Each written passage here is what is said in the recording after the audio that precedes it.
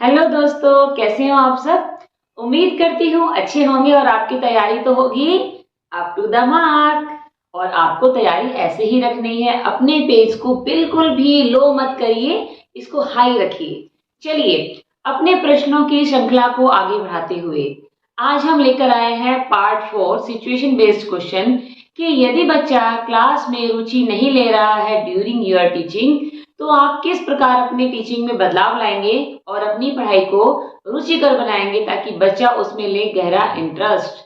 तो जब हम बात रुचि की करते हैं दोस्तों, तो एक बात मेरे ख्याल में आती है कि चाइल्ड सेंटर्ड एजुकेशन।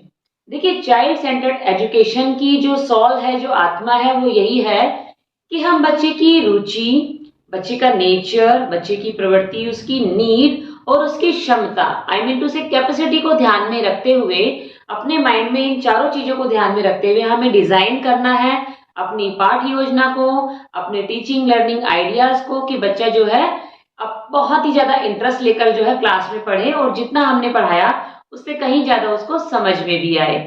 तो चाइल्ड सेंटर्ड एजुकेशन की जब मैं बात करूंगी तो मैं बताना चाहूंगी कि पहले टाइम में चाइल्ड सेंटर्ड एजुकेशन नहीं हुआ करती थी। पहले टीचर सेंटर्ड एजुकेशन हुआ करती थी। गुरुकुल में गुरु आसन में बैठ के बच्चों को पढ़ाया करते थे और वैसे बिना किताब, बिना किसी पेन के जो है बस ध्यान से बातों को सुना करते थे और गुरु की बातों को कंप्लीट तौर पर जो है फॉलो करते थे। उनके अपने कोई प्रश्न क्रॉस क्वेश्चन नहीं होते थे। लेकिन जैसे कि मैंने अभी पहले बताया आपको, पहले वाली जो मेरी सीरीज थी क्वेश्चन नंबर 3, कि यदि बच्चा कक्षा में बहुत ज्यादा प्रश्न कर रहा है तो आपको क्या करना चाहिए, और मैंने बताया कि एट ए मोमेंट आपको उसके प्रश्न, उसकी जिज्ञासा को शांत करना चाहिए। तो बच्चों, मेरे एस्पिरेंट्स, जो आज का आधुनिक टाइम है वो टाइम है चाइल्ड सेंटर्ड एजुकेशन देने का।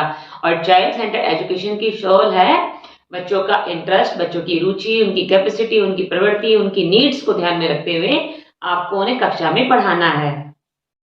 एक प्रश्न आपके लिए, एक टीचर का, एक अध्यापक का क्या हथियार है? और मैं जानती हूँ आंसर सबके दिमाग में है।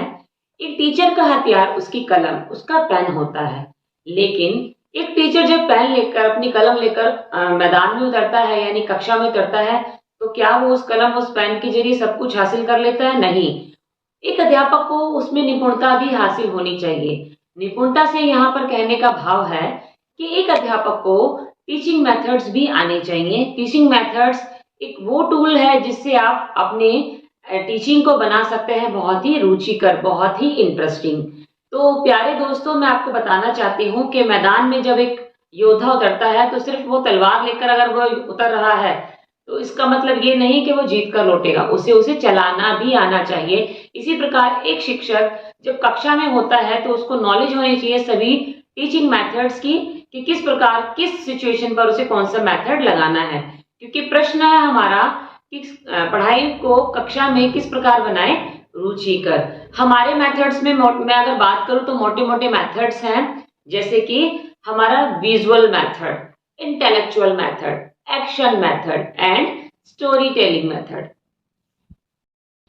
बच्चों में कुछ गलत अवधारणाएं भी पैदा हो गई हैं। जैसे बच्चे समझते हैं कि पढ़ाई का खासा कोई उपयोग नहीं है, आगे जाकर इस पढ़ाई का भावी जीवन में कोई प्रयोग नहीं होने वाला। इस तरह की गलत अवधारणाओं के साथ बच्चे जो है आगे स्कूल में आते हैं और पढ़ाई में कोई भी रुचि नहीं लेते हैं।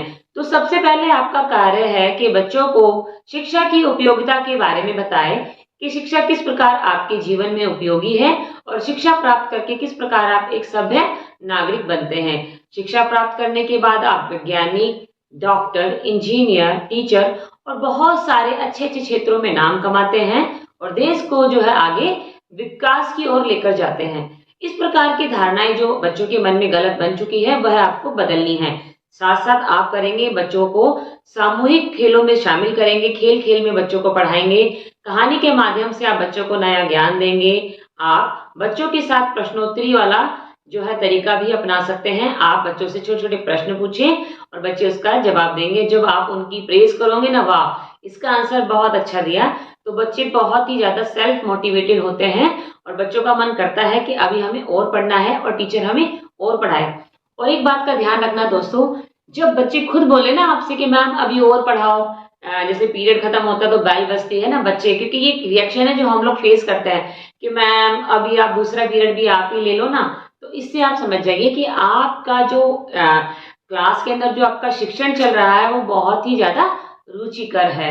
आप अपनी नियमितता जो आपकी रेगुलरिटी है टीचिंग करने की उसमें थोड़ा करिए बदलाव। जैसे ही आप क्लास के अंदर एंटर होते हैं आप ये ना बोले कि open your books, open your bag, bring out your text book from the bag and like बहुत सारी बातें आपको नहीं बोलनी है। आप जाते ही एक सॉन्ग के साथ आप शुरुआत कीजिए जिससे बच्चे मोटिवेटेड हो।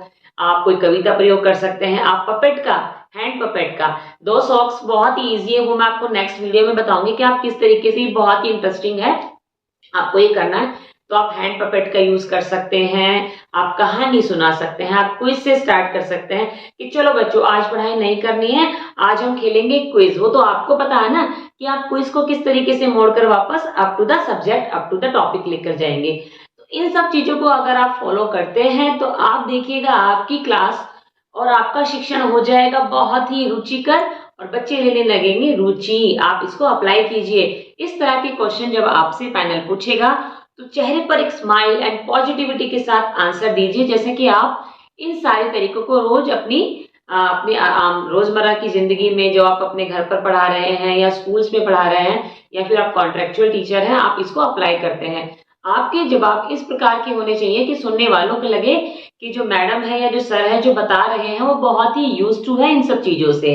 और इसी के साथ जो है मैं आपसे विदा लूंगी एंड आई होप आपको जो है ये वीडियो अच्छी लगी होगी।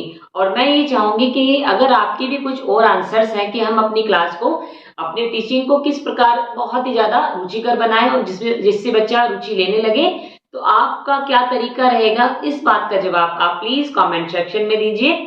मैं आपके रिप्लाईज को पढ़ूंगी एंड अगर रिप्लाई मुझे अच्छे लगे तो मैं खुद भी उसको अपने जीवन में अप्लाई करूंगी। थैंक यू, धन्यवाद।